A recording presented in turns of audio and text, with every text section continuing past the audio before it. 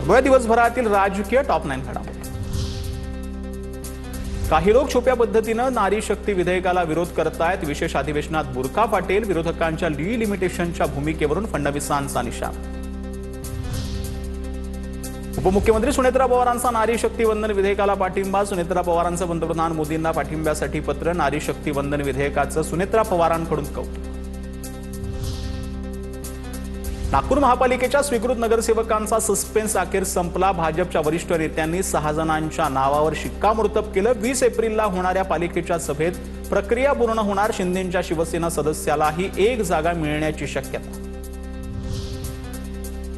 आदित्य ठाकरेंच्या मतदारसंघात शिंदेंच्या युवा सेनेचा युवा महोत्सव होणार। कार्यक्रमाला एकनाथ शिंदे, श्रीकांत शिंदे उपस्थित राहणार। वरळीच्या डोममध्ये शनिवारी आता सकाळी 10 ते सायंकाळी 5 दरम्यान भव्य मेळावा होणार।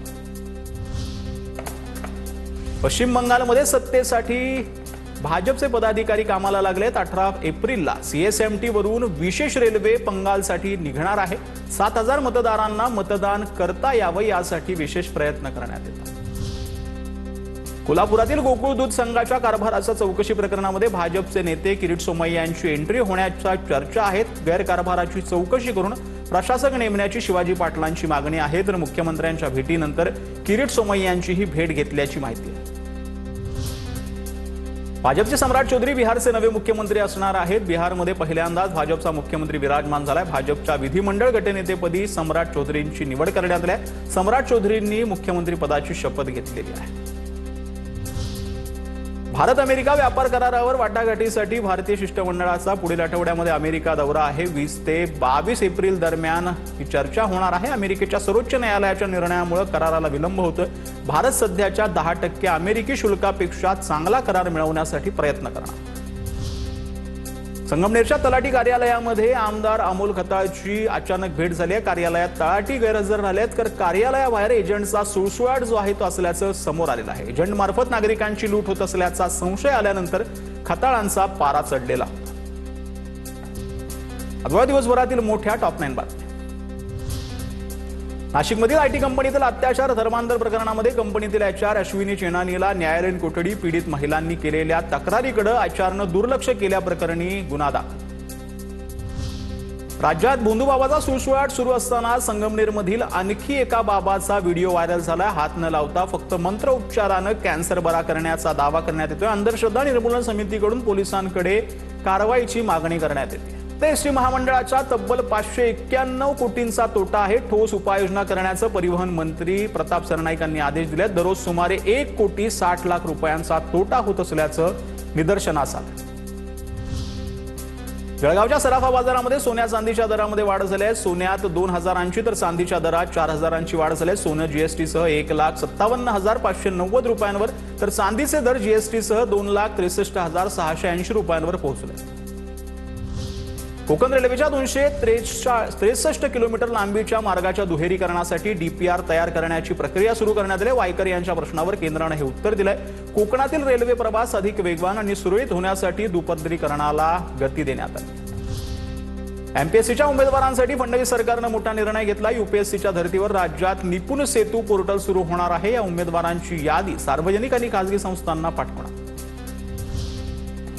राज्यासमोर भीषण पाणी टंचाईचं सावट आहे। राज्यातील धरणांमध्ये 47.72% उपयुक्त पाणीसाठा शिल्लक आहे। गतवर्षीच्या तुलनेमध्ये तुर्तास समाधानकारक साठा असल्याची माहिती आहे। मुंबई पुण्यातील टॉप 9 बातम्या।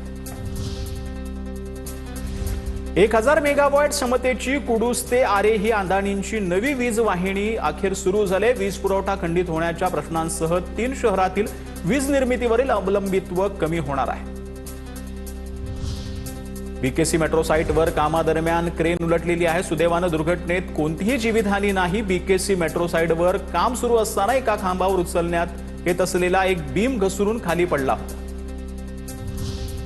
शिक्षण विभागाच्या उदासीन कारभाराविरोधात महाराष्ट्र राज्य शिक्षण सेना जी आहे ती आता आक्रमक झाले। राज्यव्यापी आंदोलनाचा संघटनेचे अध्यक्ष आमदार ज.मो. अभ्यंकर यांनी इशारा दिलेला आहे। रखडलेलं वेतन अशा विविध मागण्यांसाठी मुंबईत आंदोलन करण्यात येणार आहे।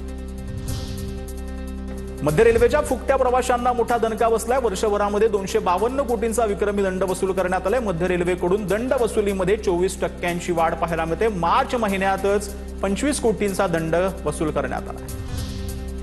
मुंबईतील मध्य रेल्वेच्या ताफ्यामध्ये आणखी एक एसी लोकल दाखल झाली आहे। हार्बर मार्गावर एसी लोकलच्या 14 फेऱ्यांची भर पडणार आहे। लोकलच्या चाचण्या पूर्ण होताच सेवेत दाखल होणार।